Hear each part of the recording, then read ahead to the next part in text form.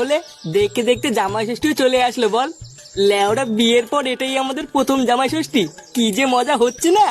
হ্যাঁ বাড়া ঠিকই বলেছিস, কিন্তু ওরা জামাই ষষ্ঠীতে যা খরচ, এটা ওটা কিনতে কিনতে তো পুরো পোদ মারা হয়ে গেল।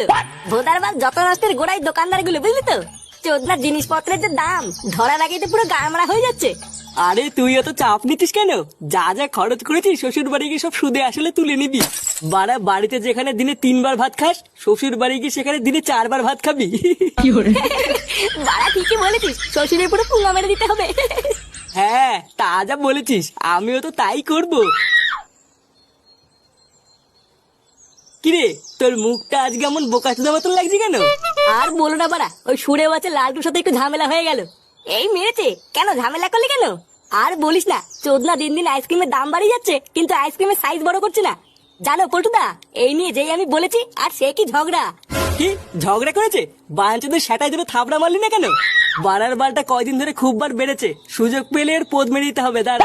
হ্যাঁ ঠিকই বলেছিস, লেওরা আগে জামাই ষষ্ঠীটা খেয়ে আসি, তারপরে একদিন ফাঁকা টাইমের দোকান থেকে পোদ মেরে দিয়ে আসবো। সে কি রে, তোরা জামাই ষষ্ঠী খেতে আছিস নাকি? হ্যাঁ কালকে তো জামাই ষষ্ঠী, তাই আমি আর ফুটো দুদিনের জন্য শ্বশুর বাড়ি যাচ্ছি।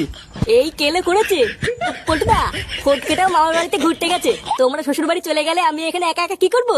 কেন একা একা ক্লাবে এসে পানু দেখবে, হ্যান্ডেল মারবি? লেওরা